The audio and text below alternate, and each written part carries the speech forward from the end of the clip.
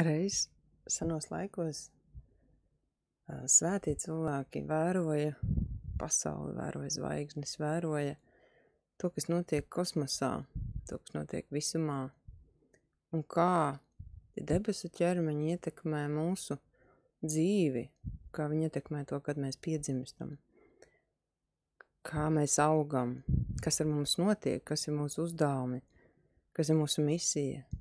Un viss tiek lēnām apkopots tas, ko sauc ar džotiša, kas nozīmē gaismas zināšanas.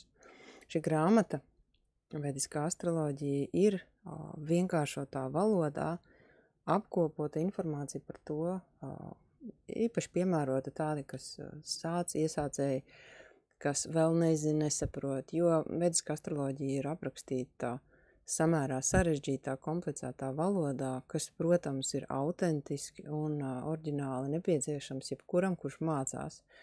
Ja tā ir nopietnas zināšanas, bet šī grāmata ir tāds tā kā pirmajai klasē ābece, kur iemācīties pirmos burtus, aptaustīties, iejusties, kas īsti tas ir, un vai tas ir priekš jums piemērots, un vai tas palīdzēs atbildes. Un, protams, tālāk ejot, jūs studējat, jūs mācaties dziļāk, nopietnāk, un arī tiešām nopietnus rakstus un šastras.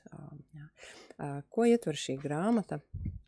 Šī grāmata ietver pamatā ievadu, kur ir aprakstīts, kas īsumā ir džotišs, kas ir karma, kādas mums ir zodiaka zīmes, kādas ir pamata nakšatras, apkopojums, kas ir mājas, kas ir planētas, kā saprast, kādi elementi kādās zīmēs ir. Teiksim, te jūs redzat, piemēram, ir zemes zīmes. Un ievadā ir daudz tādas teorijas, kuru var mācīties pētīt tālāk, kā noteikt, vai kāda dominē raģas, sattva, tamas jūsu kartē, un arī par mahadašām, saucamiem pamatperiodiem, īsumā uzrakstīts gan Danta, tad arī ir informācija par to, kā sastapt savas čakras, un te ir arī piemērs par to, kā ajurvēda diagnosticē attiecīgās planētas, kādas došas ietekmē, un kā arī savās nakšatrās satikt, atpazīt, jā. Kāda konstitūcija jūs esat prakriti, tad kāda ir jūsu iedzimtā konstitūcija. Arī pieminēts vastu, kā astroloģija palīdz vastu tieši. Un te arī par dienām, par to, kāda planēta katrā dienā dominē, kādas ir dienas stundas, jeb horas, katru dienu mums arī iet kaut kāda stunda.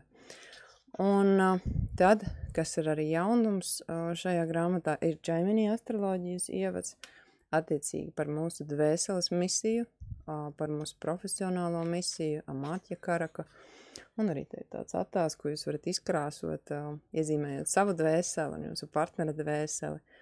Ar Džaimini astroloģiju mēs varam daudz izprast, kāpēc mēs satiekam tādus cilvēkus, kādus mēs satiekam, un kāda ir mūsu auras krāsa, enerģētika. Un tālāk pārējā grāmatas daļa sastāv no planētām, grahām. Jā.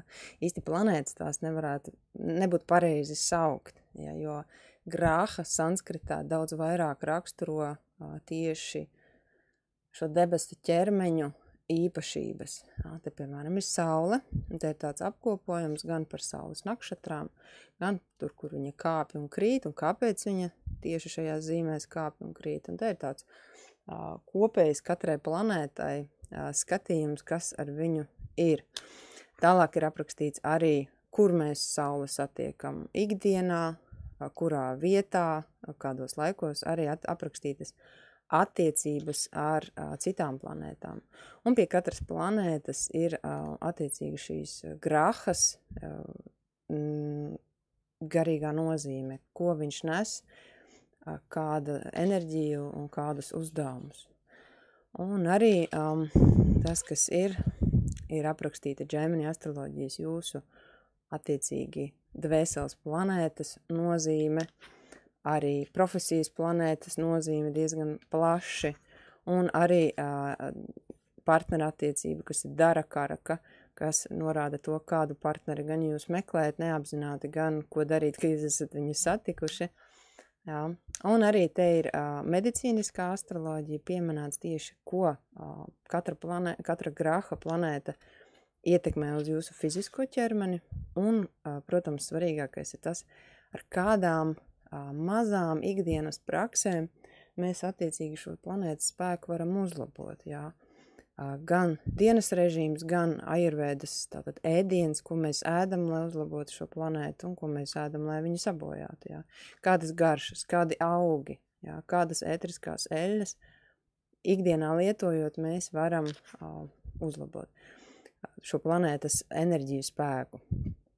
Un, protams, arī ir jau detalizētāk aprakstīts saule, katra graha caur 27 nakšatrām, ko tas nozīmē priekš individa, katra individa, un arī attiecīgās grahas caur 12 mājām. Ja, un tā ir par katru planētu, izņemot attiecīgi mēs pie katras planētas ir tā saucamā planētas grahas meditācija, kur ir diezgan vairākas dienu ilga garumā meditēta šī enerģētiskais spēks, ko šī graha nes cilvēkam, jā. Un katrai grahai ir savi gan arī piemeklēti attiecīgi zīmējumi. Tai, piemēram, ir ketu meditācija. Jā. Un pie Saturna ir jau diezgan detalizēts apraksts, kāda ir garīga uzdevuma sadasatī Saturna perioda laikā, jo lielākā daļa cilvēku šajos planētu periodos tieši arī meklē palīdzību astroloģijā.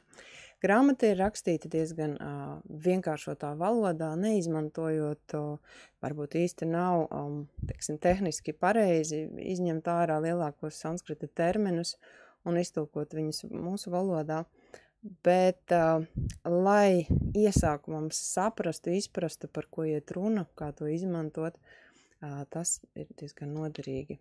Sākumā vienkāršākā valodā iemācīties. Un beigās ir arī Ganeša meditācija, ko es jums nolasīšu.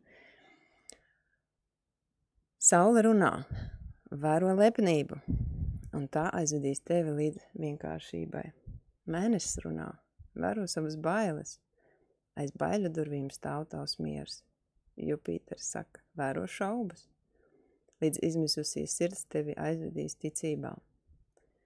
Rahu runā, vēro savas iedomas, ilūzijas, ar tām tu veido savu vērtīgo pieredzi.